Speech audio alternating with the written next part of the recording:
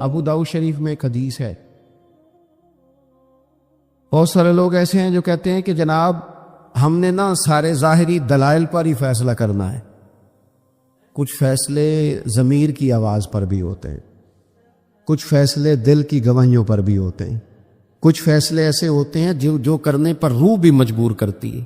کچھ جگہیں ایسی ہوتی ہیں جہاں جسم نہیں جاتا پر عشق بندے کو گھسیٹ کر وہاں لے جاتا ہے. حیدر شاہ اس گلی کدے نہ رول دی پر ہوں تے میں رول دی میں رول گئیاں. کچھ جگہ پہ انسان کو جانا ہی پڑتا ہے. ایک صحابی ہیں حضرت خزیمہ رضی اللہ تعالیٰ عنہ، ابو داؤد شریف میں حدیث موجود ہے. نبی پاک علیہ الصلوۃ والسلام نے ایک یہودی سے گھوڑا خرید لیا. حضور نے فرمایا آ میرے ساتھ، میں تمہیں پیسے دیتا ہوں. اللہ کے محبوب تھوڑا آگے تشریف لے گئے. یہ ذرا تھوڑے فاصلے پہ پیچھے آ رہا تھا. راستے میں لوگوں نے اس کو کہا کہ تو نے تو سستا بیچ دیا ہے، گھوڑا تو مہنگا ہے، قیمت زیادہ لگا دی. یہ مکر گیا. محبوب کریم علیہ السلام نے پیسے تمہارے پیسے لو. گھوڑا دو. کہنے لگا کون سا گھوڑا، میں نے تو بیچا ہی نہیں. اب جب سودا ہوا تھا گھوڑے کا تو حضور تھے یا وہ یہودی تھا، تیسرا شخص ہی کوئی نہیں تھا. کون سا گھوڑا، کیسا گھوڑا؟ اپنا حق چھوڑ دینا یہ بھی بعض اوقات بزدلی ہوتا ہے. نبی کریم علیہ السلام نے فرمایا بھائی تو کیسے مکر سکتا ہے جب تیرا میرا سودا طے ہوا ہے؟ جب ایک مخصوص رقم پر تو نے اسے بیچ دیا ہے تو مکر کیسے سکتا ہے؟ تو پیسے لے اور گھوڑا دے. اب جب تھوڑی سی بات تکرار میں آئی تو کچھ لوگ وہاں جمع ہو گئے، مسلمان، یہودی اور بھی کئی لوگ.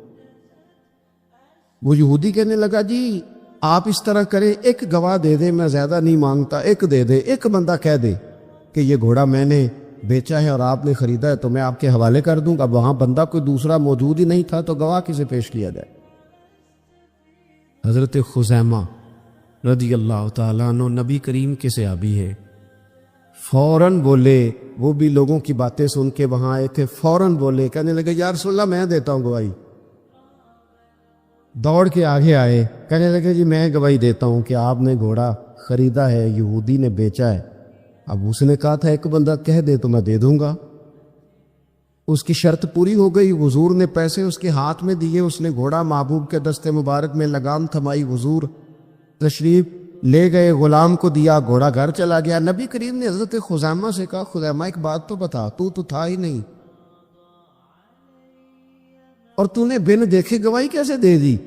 تو حضرت خزیمہ رضی اللہ تعالیٰ عنہ کہنے لگے یا رسول اللہ یہ تو زمین کی خبر ہے نا، میں نے تو آسمان کی چیزیں بھی نہیں دیکھی. آپ نے کہا ہے تو میں مان گیا ہوں. تو میں تو آسمانی خبریں مان گیا، میں تو جنت آپ کے کہنے پہ مان گیا، میں تو دوزخ آپ کے کہنے پہ مان گیا، میں تو فرشتے آپ کے کہنے پہ مان گیا، میں تو قیامت کی ساری باتیں آپ کے کہنے پہ مان گیا. وہ بتا رہے ہیں، گویا وہ سمجھا رہے ہیں یا رسول اللہ میں نے تو رب بھی نہیں دیکھا، تو آپ کے کہنے پر مان گیا. اور جب اتنی ساری چیزیں آپ کے کہنے پہ مان گیا ہوں تو گھوڑا تو چیز ہی کوئی نہیں. اب دیکھیں حضور کا تبصرہ یہاں کیا ہے. انہوں نے ایمان کا مرکز و محور ذات مصطفیٰ کو سمجھا. ان کو سمجھ آئی کہ کل کائنات حضور کی ذات ہے. اب حضور سید عالم علیہ السلام نے اس بات کو سن کر اعلان کیا فرمایا؟ حضور فرمانے لگے لوگوں جہاں بھی شرعی گواہی کی ضرورت ہو نہ دو گواہ چاہیے ہوتے ہیں، لیکن جہاں میرا یہ خزیمہ موجود ہو ایک کی گواہی دو کے برابر شمار کی جائے گی. اتنا بڑا اعزاز، نظریاتی طور پر اتنی زیادہ پختگی. جب تک اپنے ایمان کا مرکز اور محور ذات مصطفیٰ کو نہیں سمجھا جاتا. ایک اور بھی بات عرض کروں، کئی کام ہوتے ہیں، وہ کام تو ہوتے ہیں پر خشک بڑے ہوتے. کچھ ڈیوٹیاں تو ہوتی ہیں لیکن وہ ڈیوٹیاں تھکا بڑا دیتی. کچھ سفر تو ہوتے ہیں پر وہ سفر پورے وجود کو توڑ پھوڑ کے رکھ دیتے. لیکن کچھ کام ایسے ہوتے ہیں جو بندہ بڑے ذوق سے کرتا ہے. کچھ ڈیوٹیاں ایسی ہوتی ہیں کہ بندہ کہتا ہے کبھی 2 گھنٹے اور کرنی پڑ جائے نا. کچھ سفر ایسے ہوتے ہیں کہ جس میں بندے کا دل کرتا ہے یا اللہ یہ سفر کبھی روز ملے نا. چلے نہیں سمجھ آتی تو ایک سادی سی کسی شاعر نے بات کی ہے، اس نے کہا ہے کہ دنیا دیا سفراں تو بندہ تھک بھی تو جاندا ہے نا، پر سفر مدینے دا ہر بار ہی بڑا سونا. کچھ سفر تھکاتے نہیں نا، اکتاہٹ نہیں ہو. کچھ چیزیں انسان ذوق سے کرتا ہے، اس کی طبیعت، اگر نبی پاک علیہ السلام کی ذات کے ساتھ دل کی قلبی وابستگی ہو جائے، دین کا کام تھکاوٹ پیدا نہیں کرے گا، مسجد کی حاضری بوجھ نہیں بنتی، انسان کے لیے کوئی بھی خیر کا کام کرنا مشکل نہیں ہوتا، اس کا وجود ڈھل سا جاتا ہے، اس کی طبیعت اس طرح کی ہو جاتی ہے کہ جیسے سارے نور سے ہو کر آ کر۔ شرط یہ ہے کہ کامل محبت ہو۔ آج کل ڈھیروں لوگوں کو دعویٰ ہے حضور کی محبت کا، ڈھیروں لوگوں، اور بالکل ٹھیک ہے، ہونا بھی چاہیے، لیکن اپنے آپ سے پوچھ لینا چاہیے اچھی طرح سے، ہمیں اچھی طرح سے غور کر لینا چاہیے کہ شہرت زیادہ پیاری ہے کہ حضور، یہ ہمیں غور کرنا چاہیے۔ ہمیں غور کر لینا چاہیے کہ دولت زیادہ پیاری ہے کہ نبی پاک علیہ الصلوۃ والسلام کی ذات۔ ہمیں غور کرنا چاہیے کہ برادری اور قبیلے کی رسمیں زیادہ پیاری ہے یا حضور کے دین کی بات زیادہ پیاری۔ ہمیں پہلے غور کر اپنی ترجیحات کا تعین کرنا چاہیے، اور پھر ہمیں اپنے دل سے یہ بھی پوچھنا چاہیے کہ تیرا فلاں دوست سے ملنے کو تو بار بار دل کرتا ہے، اہل خانہ کو، گھر والوں کو ملنے کو تو تیرا بار بار جی چاہتا ہے، کیا تیرے دل میں کبھی بیٹھے بیٹھے تڑپ اٹھتی ہے، بیٹھے بیٹھے، اور کبھی تیری آنکھیں باہر آتی ہیں کہ رب کوئی موقع بنا دے اور میں جا کے حضور کا شہر مبارک بھی دیکھا ہوں؟ اچانک دل کرتا ہے نا کسی شخص سے بات کرنے کو، تو کیا بالکل بیٹھے بیٹھے کبھی اچانک نعت سننے کو بھی دل کرتا ہے کہ نہیں؟ کبھی اچانک حضور کی سیرت کی طرف بھی توجہ بیٹھے بیٹھے چلی جاتی ہے کہ نہیں؟ دیکھیں، وہی بندہ بھی انکار نہیں کرے گا جب کسی سے کہا جائے گا کہ مجھے حضور علیہ السلام سے بڑی محبت ہے، لیکن آپ کو کس سے محبت ہے، آپ کس سے پیار کرتے ہیں، یہ صرف آپ کو ہی پتا ہوتا ہے۔ میں کس سے محبت کرتا ہوں، میرے دل میں کس بندے کے لیے کتنی گنجائش ہے، یہ سامنے والا نہیں ماپ سکتا، یہ ضلع میں ہی ماپ سکتا ہوں، جو کہ دل جو میرا ہے، یہ باطنی کیفیات میری ہیں۔ ہم روز نعرے لگائیں، روز زور شور سے نعرے لگائیں، لوگ سن کے کہیں کہ بڑا پیار کرتا ہے یہ حضور سے، لیکن یہ ہمیں پتا ہے ہماری قلبی واردات کیا ہے، ہمیں خبر ہے۔ لیکن نا صحابہ سچے لوگ تھے، حضرت عمر رضی اللہ تعالیٰ عنہ حضور کی بارگاہ میں حاضر ہیں، تو عرض کی یا رسول اللہ صلی اللہ تعالیٰ علیہ وسلم، مجھے آپ ہر چیز سے زیادہ پیارے ہیں، لیکن حضور مجھے لگتا ہے مجھے اپنی جان آپ سے زیادہ پیاری ہے۔ سچ بولنا ہے نا، میرا دعویٰ نہیں کرنا، بات کو کھول کر بیان کر کے واضح کر کے بیان کرنا۔ یا رسول اللہ صلی اللہ تعالیٰ علیہ وسلم، مجھے محسوس ہوتا ہے مجھے اپنی جان آپ سے زیادہ پیاری ہے، تو حضور نے ان کے دل پر ہاتھ رکھ کے فرمایا عمر ابھی ایمان نہیں مکمل ہوا۔ تو حضور کے دست پاک کا فیض آیا کہ حضرت عمر اسی وقت بول پڑے، عرض کرنے لگے حضور آپ حکم کریں، میں جان بھی قربان کرنے کو تیار۔ اپنے آپ سے بات کرے، اپنے اوپر تھوڑی توجہ دے، دوسروں کو تبلیغ کرتے، دوسروں کو واعظ کرتے، دوسروں کو نصیحت کرتے، دوسروں کو سمجھاتے تو بڑا وقت گزر گیا۔ اب تھوڑا سا نا اعلیٰ حضرت رحمۃ اللہ علیہ سے لوگوں نے کہا آپ واعظ کہیں، تو فرمانے لگے ابھی تو میں اپنے نفس کو نہیں واعظ کہہ سکا، اپنے آپ سے میں ابھی گفتگو نہیں کر سکا، تقریر نہیں کر سکا، تو لوگوں کو کیا واعظ کروں گا۔ ہم تھوڑا سا نا اپنے اوپر توجہ دیں، حضور کی محبت کا جو ذوق صحابہ کے ہاں ہے۔ آج بڑے سارے لوگ نہیں ہیں جو بچ بچ کے بات کرتے ہیں، بچ بچ کے۔ میں تو اپنے زمانے میں دیکھتا ہوں کہ سیاسی لیڈروں کے نعرے لگاتے وقت لوگوں کو کوئی کسی قسم کی آر محسوس نہیں ہوتی۔ وہ گاڑی جو کبھی کسی غریب کے ہاسپٹل جانے کے کام نہیں آئی، سیاسی لیڈر کا جلسہ ہو تو وہ بھی گاڑی اندر سے نکل آتی ہے، اور اس پر 10 بندے چڑھ جائیں تو ٹوٹنے کا بھی کوئی خطرہ محسوس نہیں ہوتا۔ لیکن وہ لوگ جو اتنا تگڑا کر کے اپنے لیڈر کا نعرہ لگا رہے تھے، انہیں چاہیے تو نا کہ اس سے کئی 100 گنا بڑھ کے ان کی زبانوں پہ حضور کے تذکرے جاری ہوتے، اور ان کی زبانیں پوری طرح تر ہوتی درود و سلام سے۔ لیکن آپ دیکھ لیں ہم اپنی اپنی فیلڈ میں، اپنے اپنے معاملات میں کتنے زیادہ مضبوط ہیں اور کتنے زیادہ آگے ہیں، لیکن ذات رسالت محب کے معاملے میں ہمیں وہ جوش، وہ محبت جس کا ہم اظہار کرتے ہیں، ہمیں اسے کیفیات میں لانا چاہیے۔ اور کچھ لوگ ایسے بھی ہیں جو اس معاملے میں بھی بڑے سنجیدہ ہو کے رہنا پسند کرتے ہیں، وہ کہتے ہیں نہیں جی نہیں، اب میں جلوس میں جاؤں۔ اور میں حیران ہوتا ہوں، جو قوم روز کوئی نہ کوئی جلوس نکالتی ہے، وہ نبی پاک کا جلوس آتا ہے تو وہ شرعی دلائل پوچھنے شروع کر دیتی ہے۔ کہ بھئی اس پر کوئی دلیل ہے؟ تو میں نے کہا یہ جو روز نکلتے ہیں ان پر دلیلیں ہیں. کبھی کسی نے سوال نہیں کیا، کبھی کسی شخص نے کوئی بات نہیں کی، اور یہاں لوگ دلائل کی دنیا میں اتر آتے. وارفتگی، شوق، حضور کی جو مرکزی حیثیت ہے دین میں، نبی پاک کے ساتھ قلبی رشتہ، مضبوط وارفتگی. عروہ بن مسعود سختی کفر کی طرف سے سفیر بن کے آئے تھے حدیبیہ میں. جب کوئی بندہ کسی کا سفیر بن کے آتا ہے تو وہ اس کی پوری ترجمانی بھی کرتا ہے، پورے نمائندے بن کے آئے تھے. یہاں کچھ وقت انہوں نے حضور کے صحابہ کے ساتھ گزارا اور واپس گئے. تو جا کے کہنے لگے لوگوں میں سفیر آدمی ہوں، میں نے کافی ساری دنیا دیکھی ہے. سفیر جو ہوتے ہیں نا مختلف ممالک میں تعینات، وہ مختلف تہذیبوں کو دیکھتے ہیں، مختلف حکومتوں کو دیکھتے ہیں، مختلف نظریات کا مطالعہ کرتے.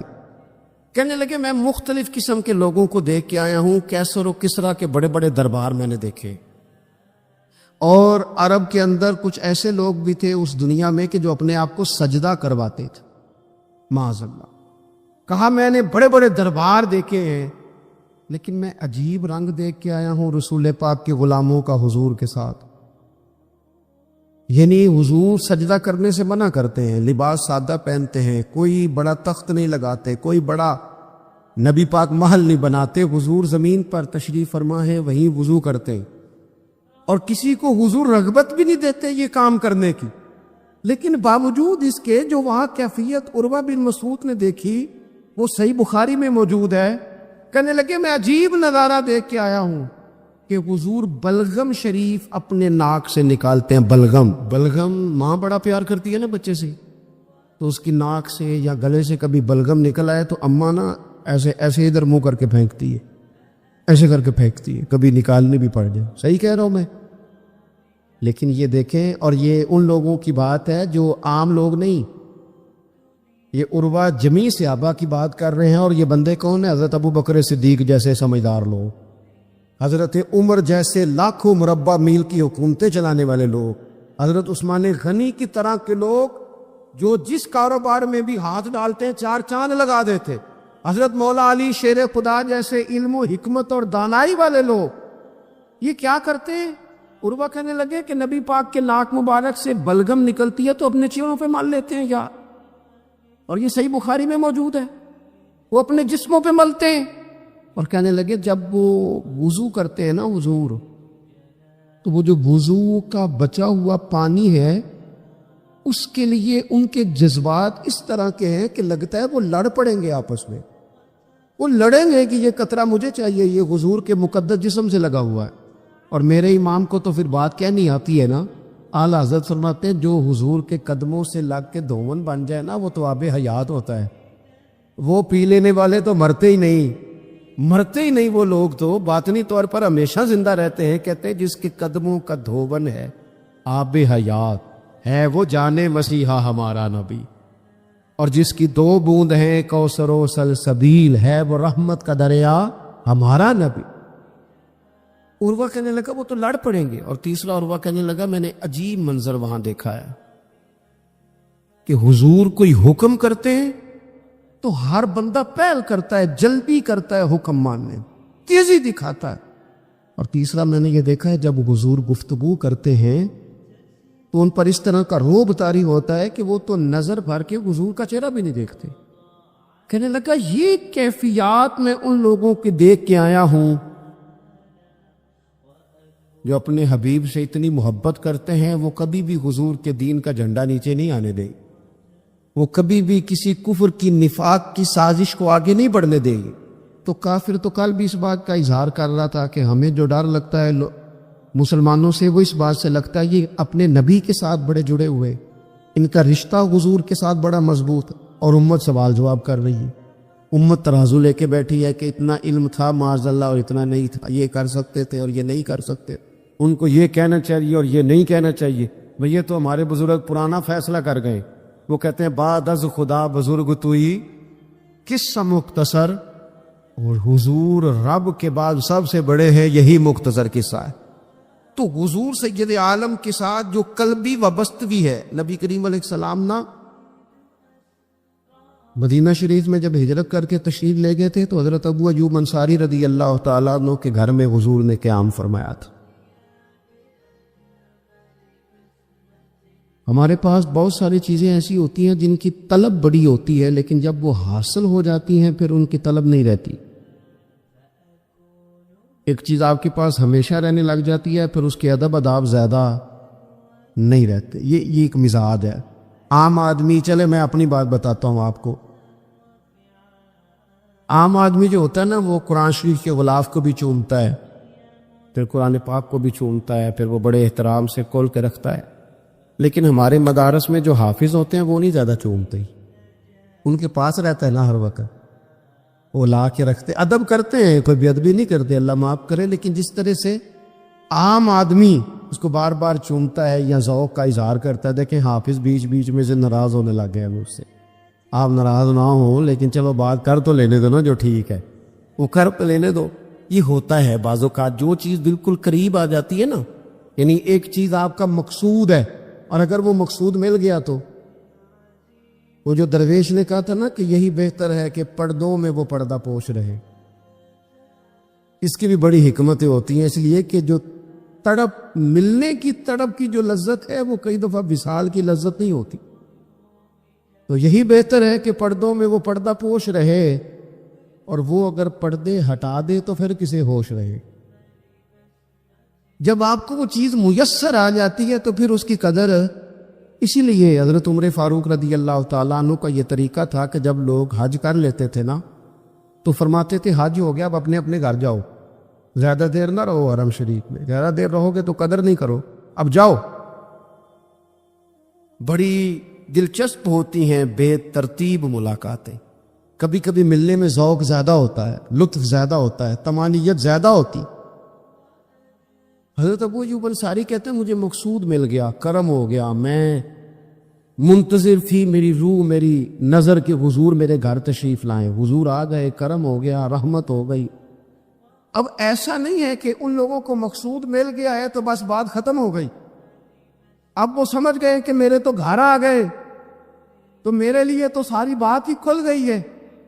ان کی ادبی معرفت کا یہ عالم تھا، اور نبی پاک کے ساتھ ان کی وابستگی کا یہ حال تھا کہ کہتے ہیں میں نے نا، میرے گھر کی 2 منزلیں تھی، میں نے نچلی والی منزل حضور کے لیے چھوڑ دی تاکہ نبی کریم صلی اللہ تعالیٰ علیہ وسلم کے زیارت کے لیے لوگوں نے آنے جانا ہے تو لوگوں کے لیے آسانی رہے۔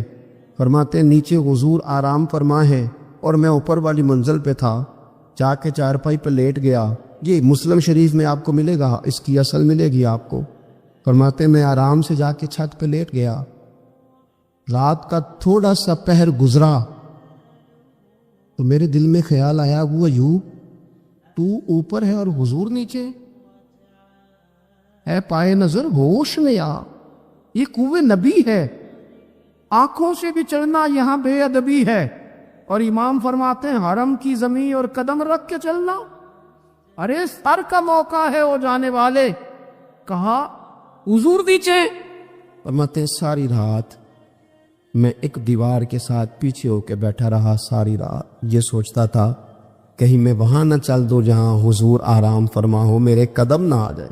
میں تڑپتا رہا، مقصود پاس آ گیا ہے، وہ چیز حاصل ہو گئی ہے، لیکن اس کی تڑپ میں اضافہ ہوا ہے، احترام بڑا ہے۔ یعنی آپ سوچ رہے ہیں کہ میں ان کا ادب کیسے کروں، ان سے محبت کیسے کروں، کس اعزاز سے انہیں بٹھاؤں۔ فرماتے ہیں کہ تڑپ کے میں صبح حاضر بارگاہ ہوا، میں نے کہا یا رسول اللہ کریم کرم ہو جائے، میری تو بساط ہی نہیں، میں چھت پہ کیسے گزارا کروں گا۔ تو حضور فرمانے لگے میرے پاس تو لوگوں نے آنے جانا ہے، میں تو نیچے ذرا آسانی محسوس کرتا ہوں، یہی ٹھیک۔ یا رسول اللہ آپ کی بات ٹھیک ہے، پر کریم اگر کرم ہو جائے نا تو مہربانی ہوگی۔ اللہ کے رسول نے جب نظر مبارک اٹھا کے حضرت ابو ایوب انصاری کا چہرہ دیکھا نا، خیال آیا مسلمان نیک و بد پہچان جاتے ہیں اور محمد تو آدمی کے دل کی باتیں جان جاتے ہیں صلی اللہ تعالی علیہ وسلم۔ حضور نے جب نظر فرمائی اور ان کی آنکھوں میں چمکتے ہوئے آنسو دیکھے تو حضور فرمانے لگے میں سمجھ گیا ہوں تو نہ اوپر رہ پائے گا نہ سو پائے گا، تو بچے لے کے نیچے آ جا، میں ہی اوپر چلا جاتا ہوں۔ صحابہ کی وہ جو خاص قلبی کیفیات ہے رسول پاک کے ساتھ. میرے سنگیوں دیکھو،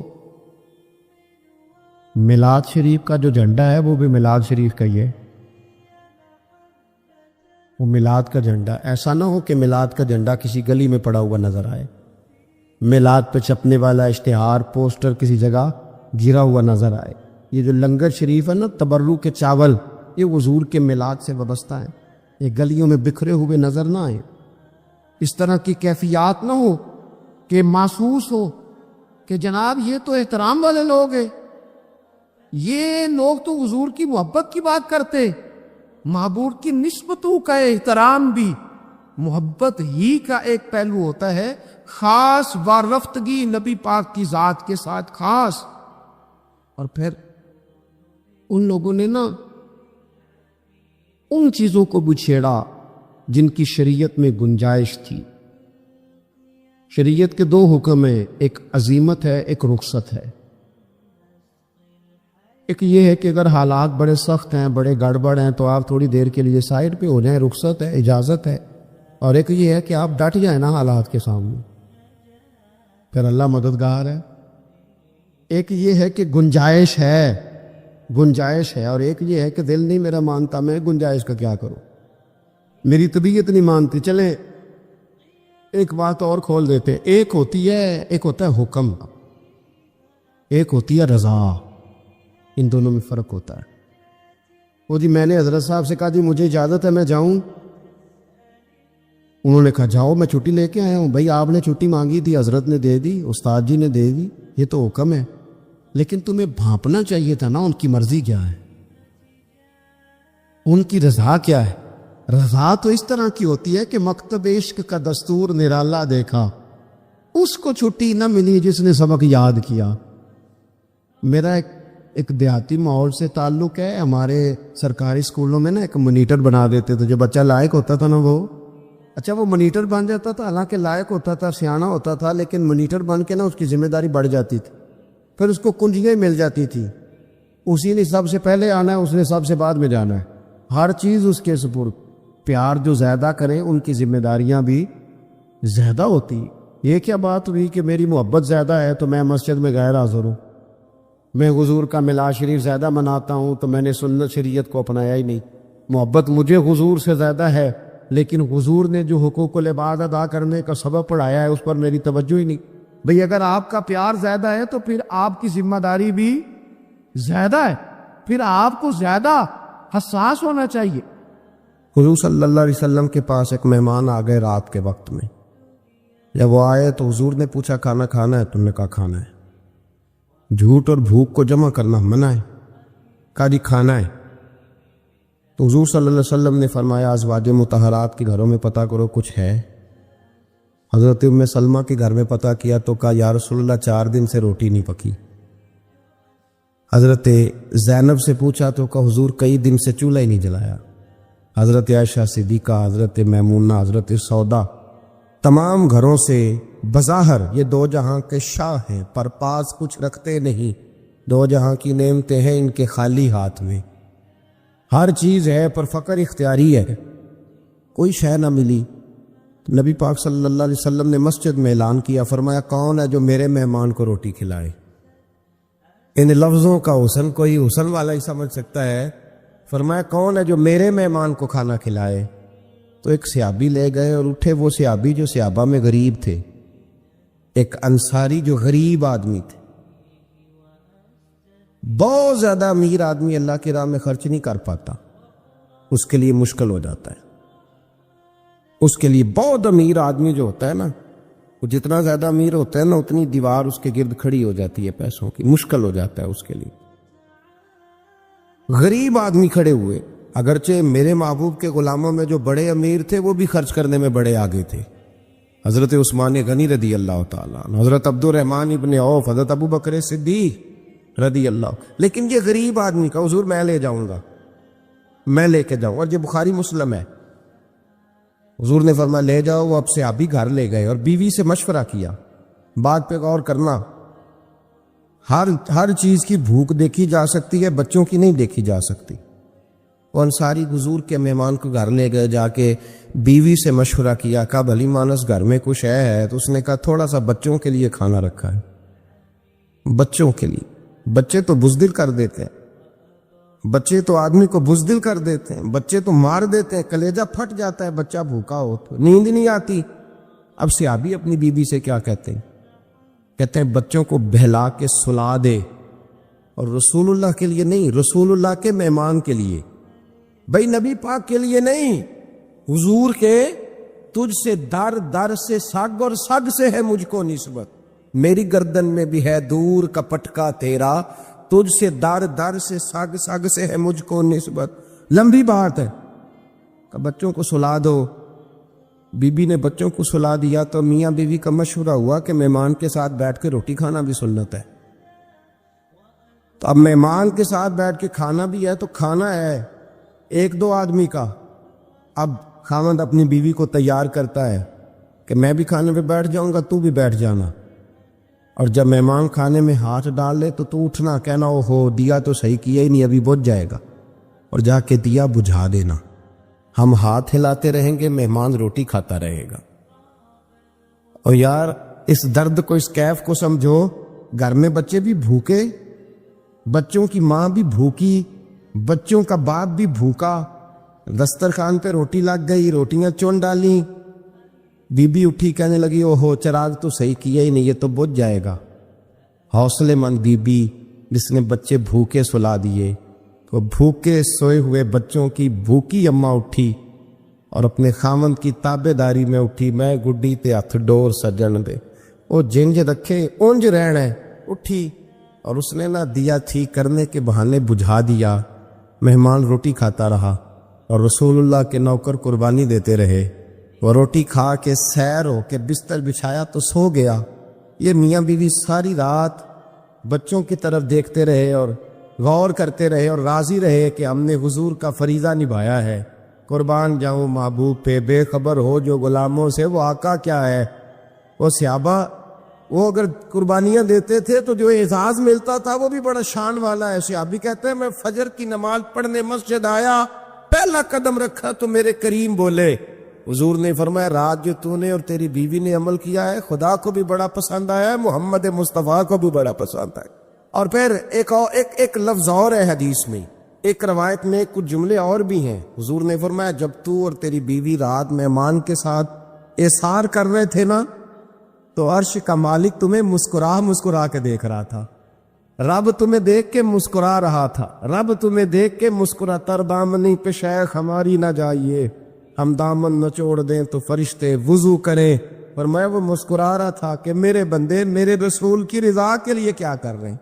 اور صاحب دیکھو، نبی پاک کے لیے نہیں، خاندان کے لیے نہیں، خاندان نبوت کے لیے نہیں، حضور کے سمجھے یار، اس پہلو کو سمجھے۔ نبی پاک کے بریلی کے امام بول پڑے، فرمانے لگے تجھ سے در سے سگ سے ہے مجھ کو نسبت، تجھ سے در سے سگ کتے کو کہتے ہیں فارسی میں۔ فرماتے محبوب تیرا دروازہ اور دروازے پہ کتا، اور کتے کے پاس میں بیٹھا ہوں، چلو کتے کے پاس تو بیٹھا ہوں نا، میری گردن میں بھی کوئی تو پٹکا ہے ہی ہے نا، تجھ سے در سے سگ اور سگ سے ہے مجھ کو نسبت، چلو میری گردن میں بھی ہے دور کا پٹکا تیرا۔ قرآن مجید بول اٹھا، رب کریم نے فرمایا حبیب یہ تیرے غلام وہ ہے کہ وَيُقْصِرُونَ عَلَىٰ أَنفُسِهِمْ وَلَوْ كَانَ بِهِمْ خَصَاصَةٌ، فرمایا ان کا حال یہ ہے کہ جس چیز کی شدید حاجت ہوتی ہے وہ بھی اپنے بھائیوں پہ قربان کر دیتے، وہ دے دیتے ہیں تیرے نام پہ۔ جب مکے والے مدینے آئے انصار مدینہ تو میرے مصطفیٰ کریم نے فرمایا نہ تمہاری نسلیں ایک ہیں نہ قبیلے ایک ہیں، لیکن تمہارا نبی ایک ہے، تمہارا رسول ایک، خدا ایک، کتاب ایک، تمہارا میری وجہ سے رشتہ ہے، چلو اپنے بھائیوں کے ساتھ احسار کرو، چلو احسار کرو۔ اگر کسی کے 2 مکان تھے تو اس نے ایک اس کو دے دیا جو مکے سے آیا تھا، 2 باغ تھے تو ایک دے دیا، کسی کے پاس ایک تھا تو آدھا بانٹ کے دے دیا، ہر چیز تقسیم کر دی۔ حالات بدل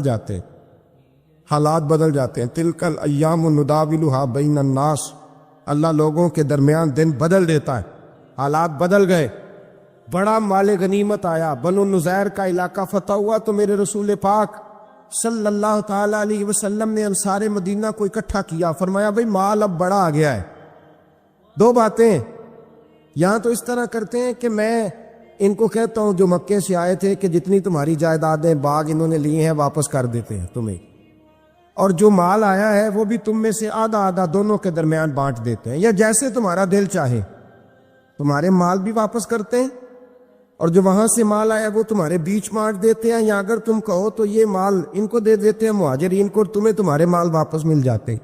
حضور نے پوچھا انصار مدینہ سے، حضرت سعد بن معاذ، سعد بن عبادہ تڑپ کے کھڑے ہوئے، عرض کی محبوبہ میں تو ابو بکر کو جانتا ہی نہیں تھا، حضور مجھے کیا پتا عمر کون ہے، میں کیا جانوں عثمان غنی مولا علی کی عظمتوں کو، محبوبہ میں نے تو تجھے ان کی طرف مسکرا کے دیکھتے ہوئے دیکھا ہے، تیرا جلوہ دیکھا ہے، تجھ سے در در سے ساگ ساگ سے ہے مجھ کو نسبت، یا رسول اللہ صلی اللہ علیہ وسلم ہم سے مشورہ نہ کریں، آپ اس طرح کریں جو جائیدادیں ہم نے انہیں دی ہیں وہ بھی ان کے پاس رہنے دیں، اور جو مال آیا ہے وہ بھی ان میں تقسیم کر دیں، اس لیے کہ ہمیں تو بس اتنا پتہ ہے کہ یہ آپ کے غلام ہیں، آپ کے نوکر ہیں، ہمیں اس سے زیادہ کسی چیز کے کوئی غرض ہے، بس آپ کے غلام ہے، بات ختم ہو گئی۔ حضور خاموش ہو گئے۔ صحابہ کہتے ہیں دیر کے بعد ہم نے کہا فیصلہ ہونا چاہیے، فیصلہ پتہ کیا ہوا؟ حضور نے ہاتھ اٹھائے، کہا اے اللہ میرے مدینے والوں پہ رحم فرما، اے اللہ میرے انصار پہ رحم فرما، اللہ ان کے جذبے قبول فرما۔ بھائی اصحار والی زندگی وہ کیا بات ہوئی کہ میں نے بڑی قربانی دی ہے، اور جب تک تو قربانی نہیں دیتا تو قدر والا نہیں ہوتا۔ جو چیز قربانی سے حاصل ہوتی ہے اس کی قدر ہوتی ہے، جو چیز مفت میں آ جاتی ہے اس کی کوئی قدر نہیں ہوتی، کوئی قدر نہیں۔ میں اکثر سوچتا ہوں کہ حضرت خواجہ اجمیری کے خلیفے اجمیر میں بھی تو ہونے چاہیے تھے نا، لیکن ان کے خلیفے اجمیر میں نہیں ہوئے، دلی میں ہوئے۔ تو میں سوچتا ہوں دلی والوں کے خلیفے دلی میں ہونے چاہیے، لیکن دلی میں نہیں ہوئے، پاک پتن میں ہوئے۔ تو پاک پتن والوں کے یہاں ہو جاتے، اس لیے کہ قربانی جو دیتا ہے نا، جو دور سے چل کے آتا ہے وہ قربانی کرتا ہے، قربانی دیتا ہے، اس کو قدر زیادہ ہوتی ہے۔ ہم نے کسی شے کے لیے کبھی قربانی نہیں دی، نہ دین کے لیے، نہ قرآن کے لیے، نہ مسجد کے لیے، نہ شیخ کے لیے، نہ طریقت کے لیے، قربانی تو ہے ہی نہیں۔ تو جو شے مفت ملتی ہے اس کا نہ مزہ آتا ہے نہ قدر ہوتی ہے۔ جو چیز قربانی کر کے لیتے ہو نا، قربانی کر کے، اس کی قدر ہوتی ہے۔ کسی لیے کہا تھا کسی درویش نے، اس نے کہا تھا قدر نبی دا ایک کی جانن دنیا دار کمینے، قدر نبی دا جانن والے سو گئے وچ مدینے۔ ان سے پوچھو نا، ان سے پوچھو ان حضرات کو کتنی قدر تھی۔ قربانی اپنی زندگی میں دینا سیکھیں۔ ایک ہوتی ہے بندے کی ذاتی خواہش، اس کو کچلنا بڑا مشکل ہوتا ہے۔ قربانی بڑی ضروری چیز کا نام ہے، اور جو قربانی دینا سیکھ جاتا ہے وہ بچ جاتا ہے۔ کتیا 6 بچے جنم دیتی ہے لیکن قربانی نہیں نہ دیتی بچوں کی، تو ریوڑ نہیں بنتے، اجڑ نہیں بنتے۔ بکری 2 بچے پیدا کرتی ہے اور سال کے بعد ہزاروں بچوں، لاکھوں بچوں کی قربانی دیتی ہے، پر پھر بھی جدھر جاؤ بکرے ہی بکرے نظر آتے ہیں۔ جو قربانی دینا سیکھ جاتا ہے نا، یزید نے کوئی قربانی نہیں دی، اس لیے کوئی شخص بھی کھڑا ہو کے نہیں کہتا، حالانکہ 14-15 بیٹے تھے یزید کے، کوئی بھی کھڑا ہو کے نہیں کہتا میں اس کی نسل میں سے ہوں۔ امام حسین نے ساری قربانی دے دی۔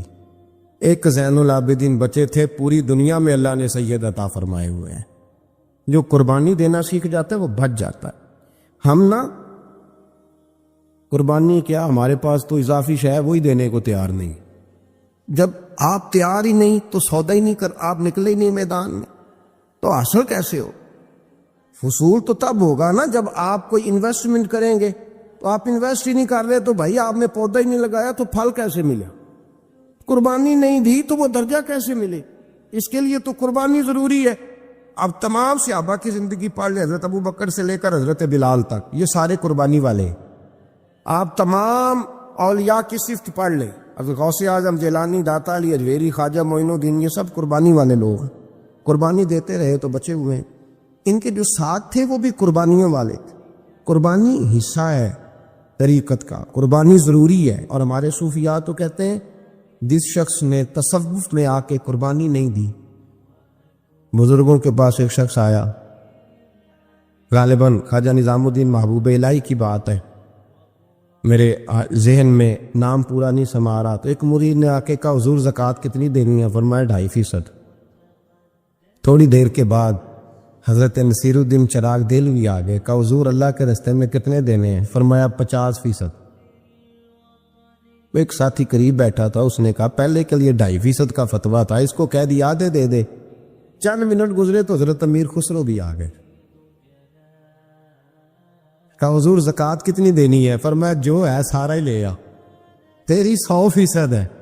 تو وہ ساتھی جو قریب بیٹھے تھے اس نے کہا بابا فتوے علیحدہ ہے۔ فرمایا فتویٰ ایک ہی ہے، بندے علیحدہ ہے، فتویٰ ایک ہی ہے، مجھے پتہ ہے کون کتنے دے سکتا ہے، وہ جس کو میں نے 2.5% کہا ہے وہ بھی جا کے حساب کتاب کرے گا، اس نے 2.5 بھی پورا نہیں دینا۔ اور فرمایا جس امیر خسرو کو میں نے کہا نا سارا لے آ، اس کا دل کرے گا میں اپنا مکان بھی توڑ کے لے آؤں۔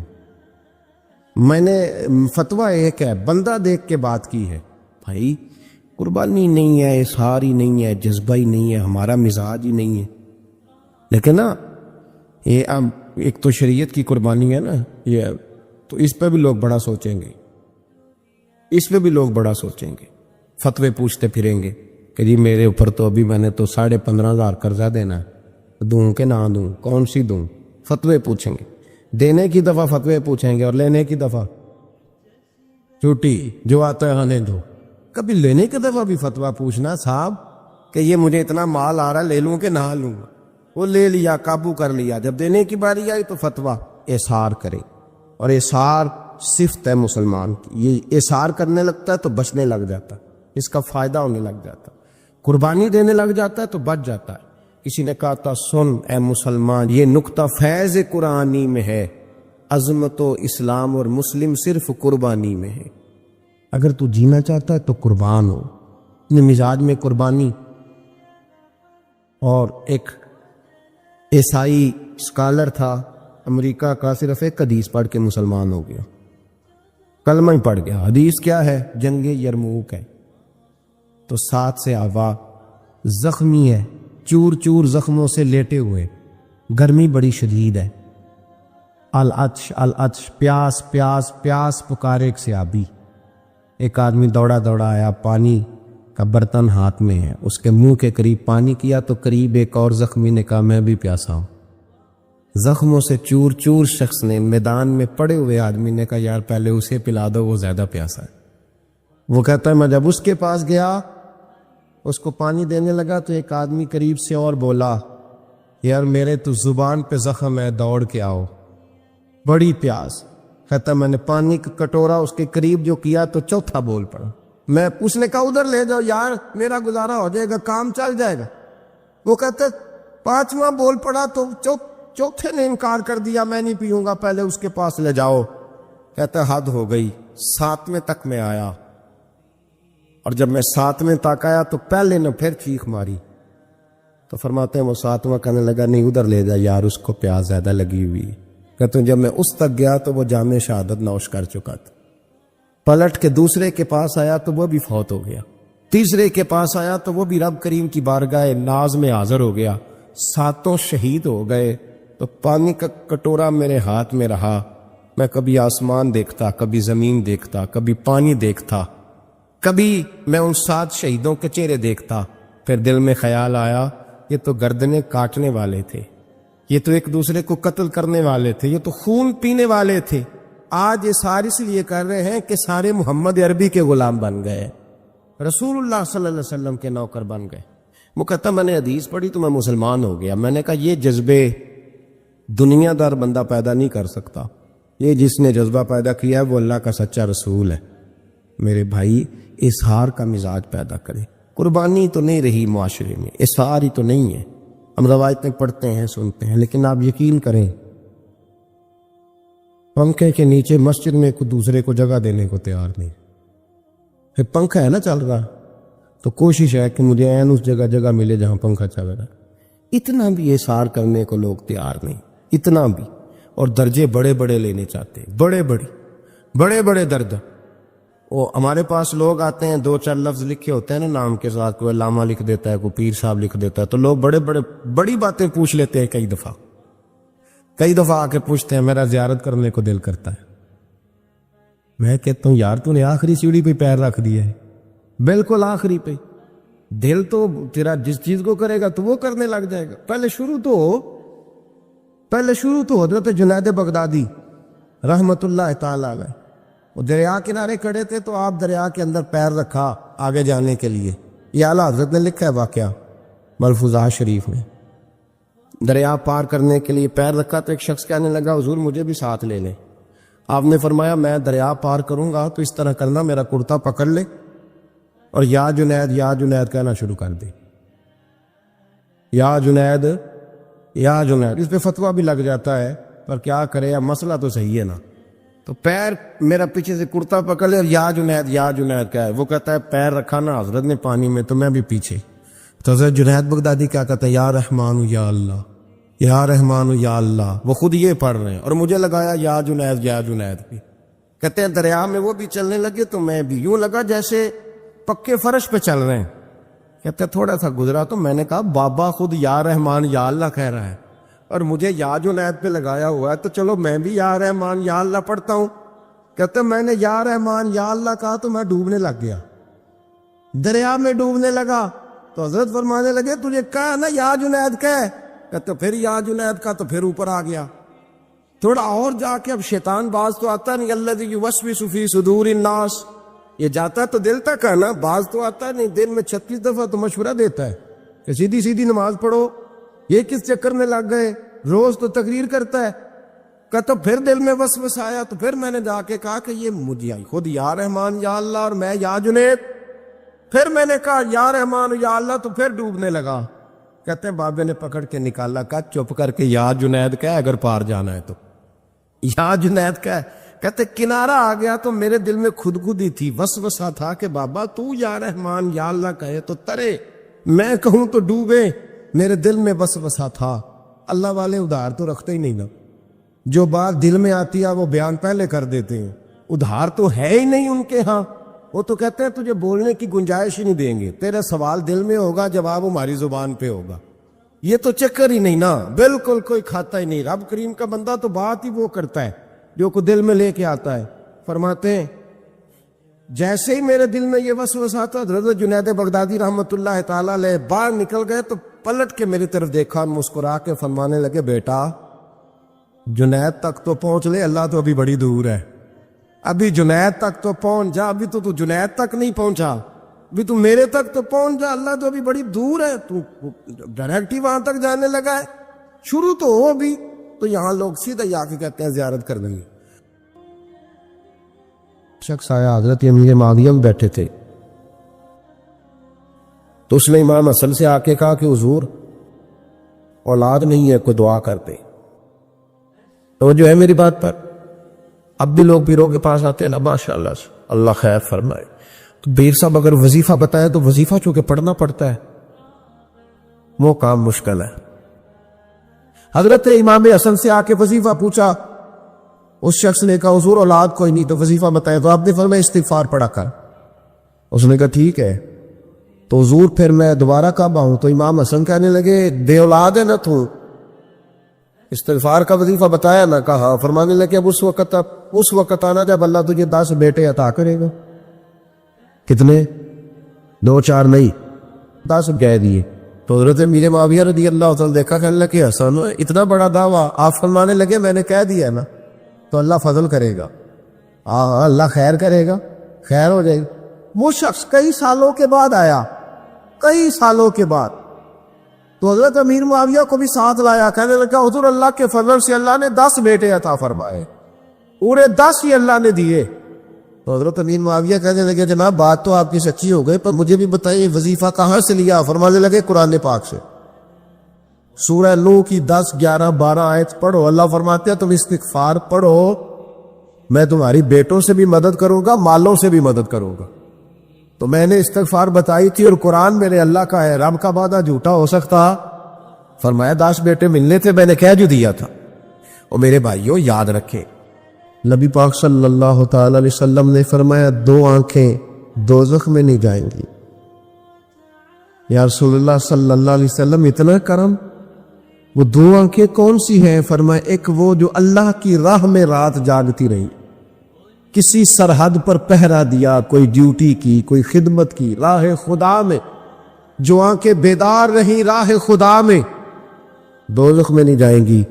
اور دوسرا فرمایا جو رب کی یاد میں رو پڑی، جس سے خشیت آئی، جو ڈر گیا، پر ڈرا اللہ کے، آنسو فار سیل نہ ہو، کوئی اداکاری کا ماحول نہ بنائے، وہ اس طرح نہ ہو رو رو کے دعا، رکت انگیز دعا، اور فلاں کیا بات، فلاں کے بڑا رلایا اور فلاں میں بڑا درد تھا اور فلاں کے آنسو نکل آئے اور پیر صاحب قبلہ رو ہی پڑے، فار سیل نہ ہو چیزیں، اداکاری نہ ہو، اس کی طبیعت پر پورا اثر ہو۔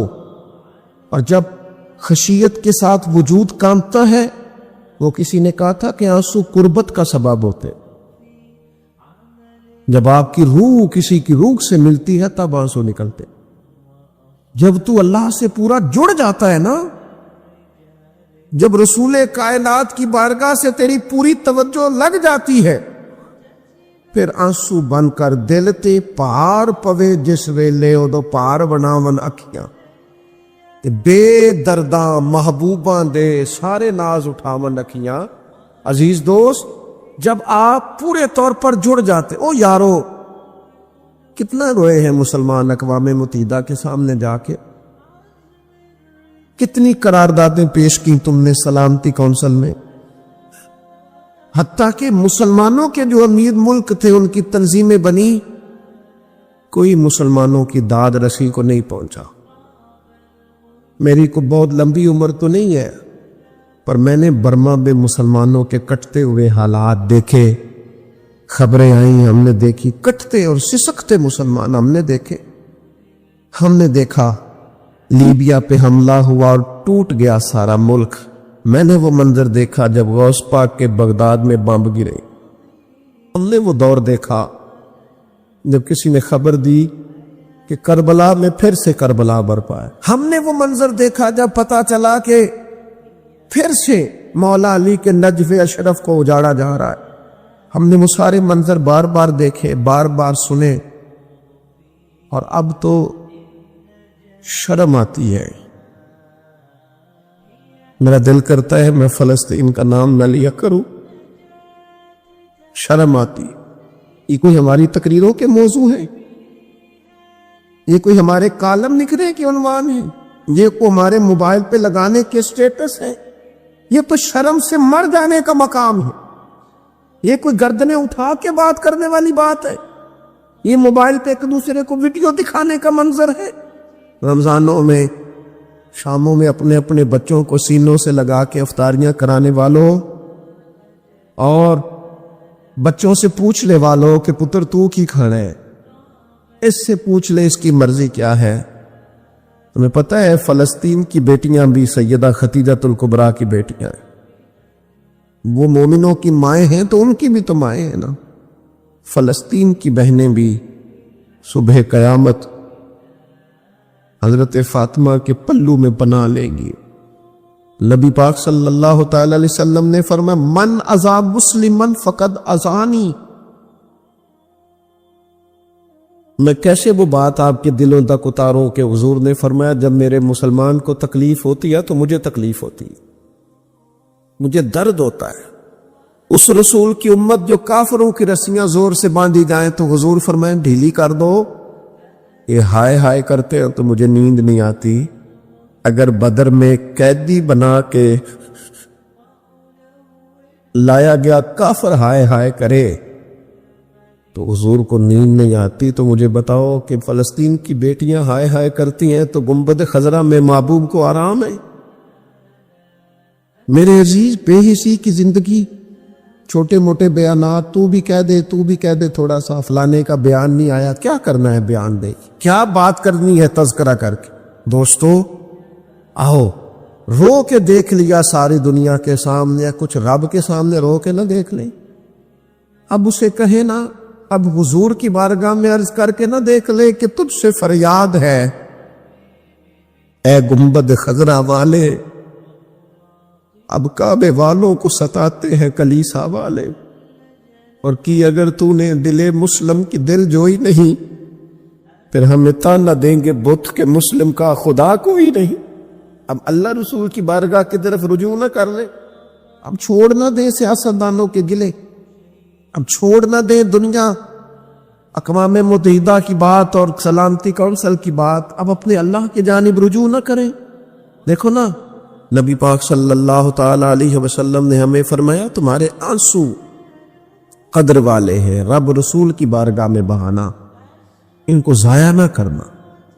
عزیز بھائیوں، یہ آنسو جو اللہ رسول کی بارگاہ کی طرف بہتے ہیں، یہ اللہ کی رحمت کو متوجہ کرتے، یہ مالک کریم کے کرم کو مائل کرتے۔ ہمارا مسلح آباد ہونا چاہیے۔ وہ مجھے ایک دوست کہنے لگے صرف دعا کریں فلسطین کے لیے، آپ نے کہا جم کے دعا کریں، صرف دعا کرنے سے کیا ہوتا ہے؟ میں نے کہا دعا کرنے سے پہاڑ ہل جاتے ہیں اپنی جگہ سے۔ میرے رسول پاک رات کو دعا کرے تو صبح فاروق اعظم جیسے لوگ آ جاتے ہیں دین اسلام۔ نبی پاک علیہ السلام رات دعا کرے نا، دعا، اور بدر کی رات حضور دعا کریں تو اللہ 7,000 فرشتوں کو بھیج دیتا ہے مسلمانوں کی مدد کے لیے۔ صحابہ فرماتے ہیں میدان بدر میں ہم کسی کو قتل کرنا چاہتے تھے، لیکن اس کی گردن پہلے سے کٹ کے گر جاتی تھی، فرشتے آئے ہوئے تھے۔ آج ہمارے ساتھ اللہ کی مدد ناراض ہو گئی ہے، ہم سے رب کی مدد ناراض ہے۔ ہماری مجموعی غلطیاں، قومی کوتاہیاں، بددیانتیاں، رشوت خوریاں، ہمارے جھوٹ، ہماری بد اخلاقیاں، مجموعی طور پر سوسائٹی کی مادہ پرستی، اخلاقی رویوں کی گراوٹ، لوٹنا، اپنا حصہ وصول کرنا، جگہ جگہ پہ کمیشن مقرر کرنے، ہر شخص کا ذات کے لیے سوچنا، اللہ کی مدد پھر روٹ جایا کرتی ہے، ناراض ہو جایا کرتی ہے۔ سب سے ضروری کام یہ ہے، سب سے ضروری کام کہ اللہ کی مدد شامل ہو۔ سب سے، ایک صحابی تھے، ایک جگہ انہیں شہید کیا جا رہا تھا، تو کافر چاہتے تھے کہ ہم ان کی لاش کو معاذ اللہ ثم معاذ اللہ بے حرمتی کریں۔ انہوں نے عرض کی مالک تو میرا مددگار ہے، اس بیابان جنگل میں میری مدد کرنا۔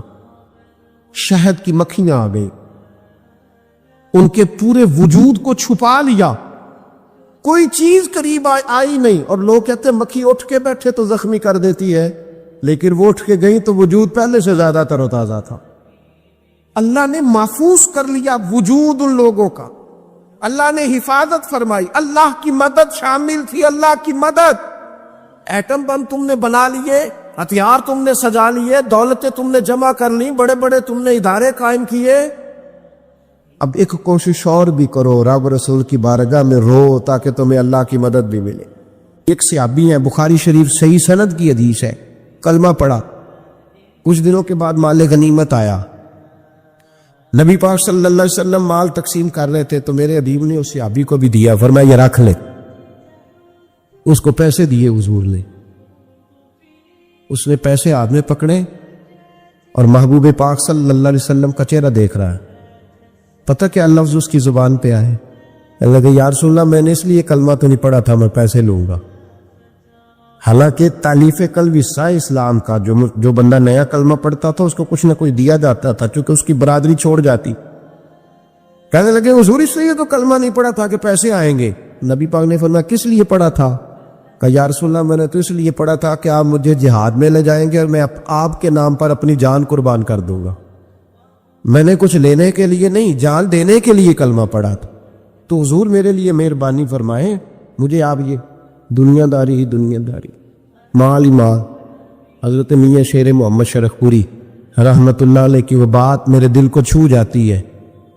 ایک آپ سے شخص آ کے کہنے لگا حضور میں پہلے غریب تھا فلاں جگہ میں نے، ہاں یہ بات بالکل درست ہے کہ شیخ جو کامل ہوتا ہے وہ دعا کرتا ہے اللہ کی بارگاہ میں، یا اللہ یہ میرے پاس آیا تو اسے کوئی کمی بھی نہ رہے، کوئی بھی نہ رہے۔ یہ تو اس کی اپنی درویشی ہے نا کہ وہ یہ بات کہے، تو اپنا رنگ ہے اس کا۔ میاں صاحب کے پاس آیا تو آ کے کہنے لگا حضور میں فلانے آدمی کا مرید ہوا ہوں، ایک کارخانہ تھا اب 4 ہو گئے۔ تو آپ فرمانے لگے تیرا تو بیڑا غرق ہو گیا، چاہیے تھا تیرا ایک بھی چھڑاتے، تجھے اللہ اللہ پہ لگاتے، تجھے اور بھجا دیا دنیا میں۔ یہ کون سی تُو نے درویشی اختیار کی؟ اور کارخانے بڑھ گئے تیرے، حضرت عیسیٰ علیہ السلام کے پاس ایک شخص آیا تو اس نے آ کے کہا میں نے آپ کے ساتھ رہنا ہے حضور، میں نے آپ کے ساتھ رہنا ہے۔ آپ فرمانے لگے دنیا دار بن کے رہو گے کہ دیندار؟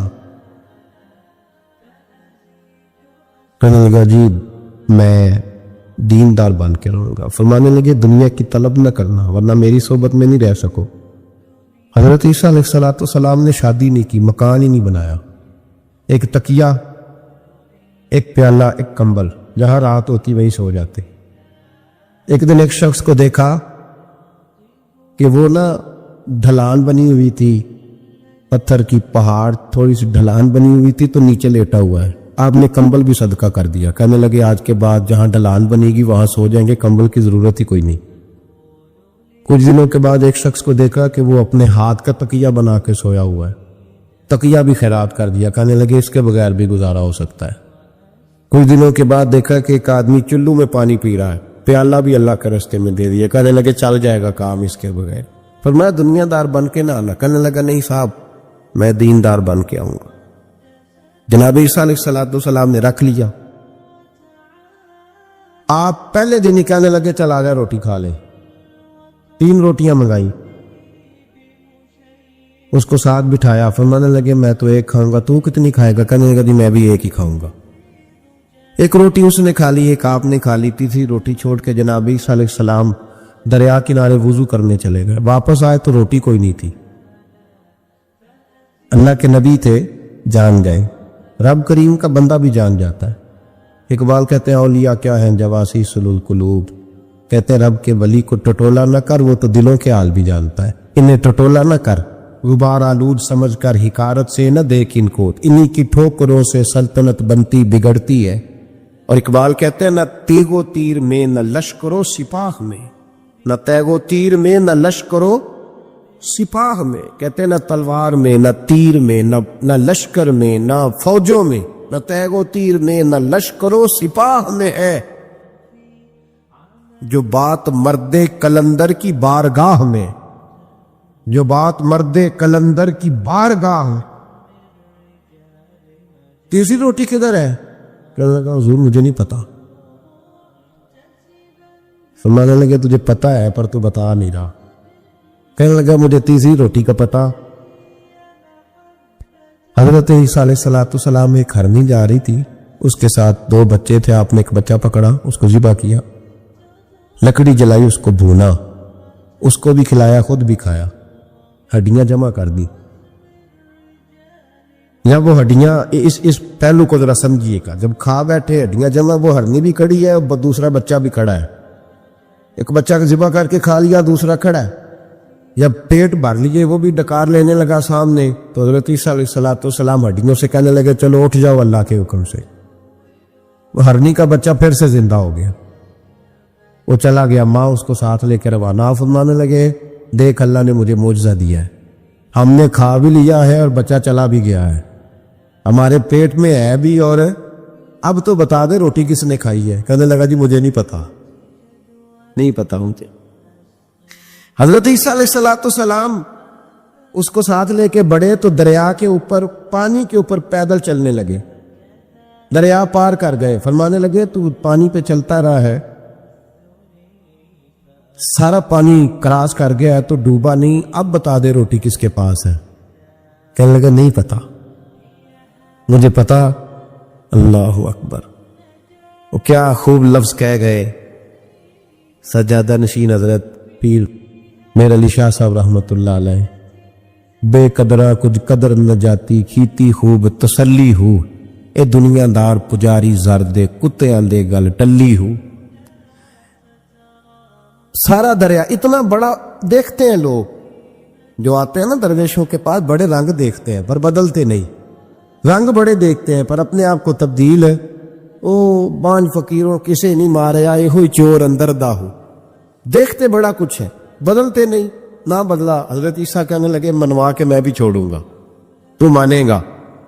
آپ نے نا ریت کٹھی کی، ریت 3 حصوں میں ریت جمع کر لی اور پھر اس پر کچھ پڑھ کے پھونکا تو وہ سونا بن گئی۔ 3 ڈھیریاں تھی ریت کی، پھونکا تو سونا بن گئی۔ آپ فرمانے لگے یہ سونا تیرا، ایک ڈھیری تیری ایک میری اور تیسری اس کی جس نے تیسری روٹی کھائی ہے. کہنا جی میں ہی کھادی, میں نہیں کھائی. یہ تیسرا اس کا حصہ جس نے تیسری, کہنے لگا میں نہیں کھائی ہے, مان گیا. ذرا بات کو سمجھے, پانی پہ پیدل چلا ہے پر مانا, دنیا دار ہے نا, مانا نہیں. ہرنی کا بچہ زندہ ہوتا دیکھا ہے پر مانا, دنیا قابو آنے لگی ہے تو مان گیا ہے. کہنے لگا جی میں نہیں کھائی ہے. فرمایا او بھلے مانس, تجھے کہا تھا دنیا داری نہ کرنا, تجھے جناب عیسیٰ کی صحبت ملے گی, پر تو ایک روٹی پہ رہ گیا یار. کہاں دنیا بار پجاری زرد کتیاں دے گل ٹلی ہو, کہاں رہ گیا. حضرت میاں محمد بخش صاحب رحمت اللہ تعالی علیہ کو ایک شخص لے گیا ٹانگے پہ بٹھا کے.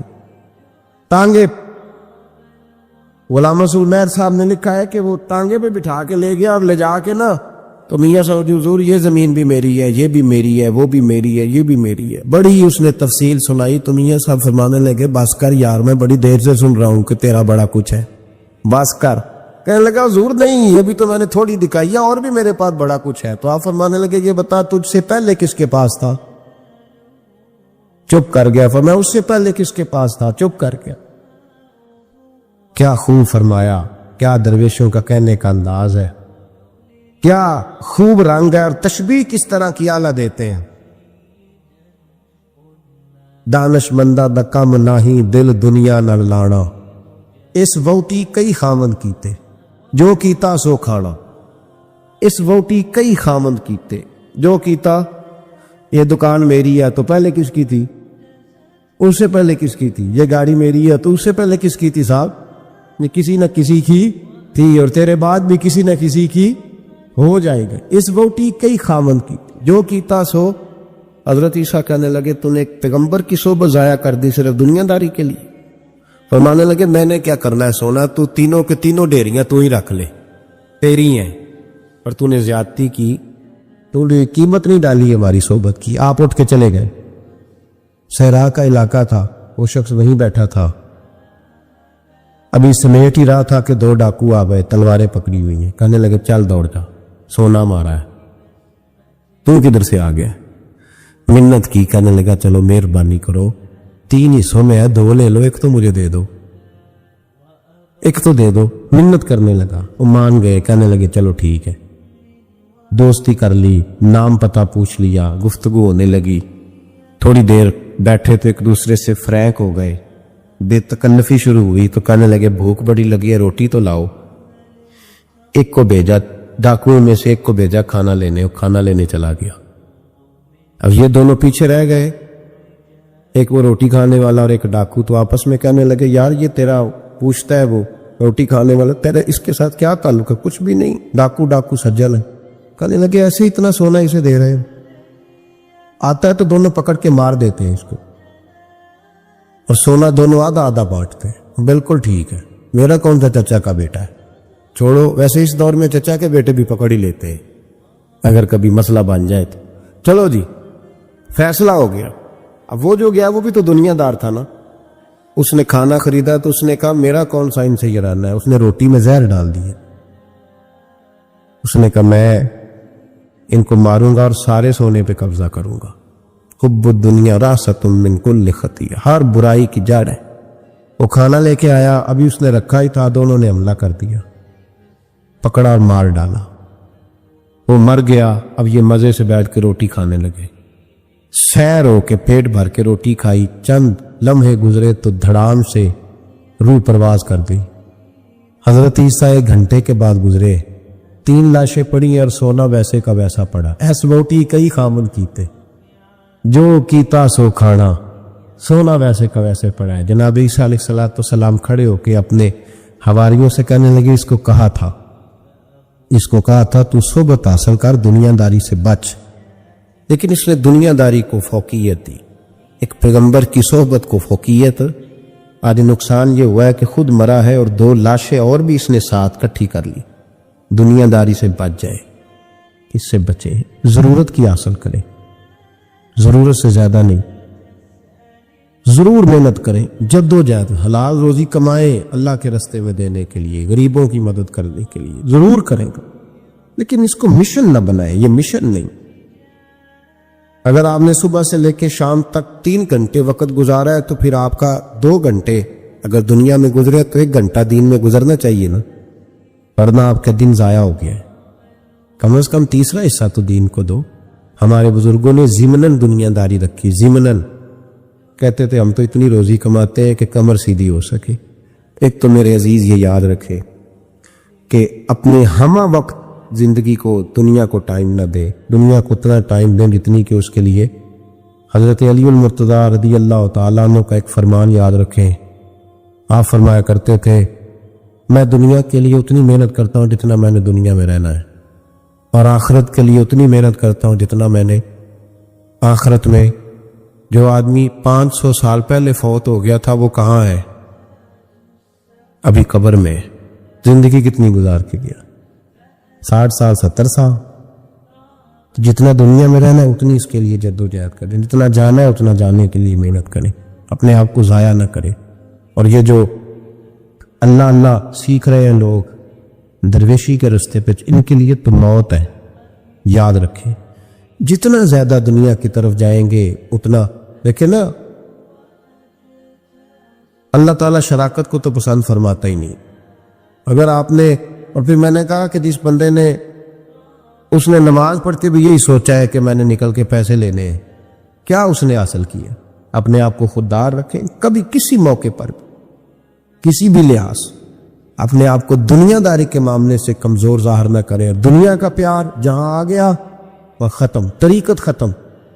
اگر آپ کی جد و جہد، اور یاد رکھ لیں آپ روحانی طور پہ مریں گے جس دن توجہ دنیا کی طرف کر لیں، اللہ اللہ کی لذت ضائع ہو جائے گی۔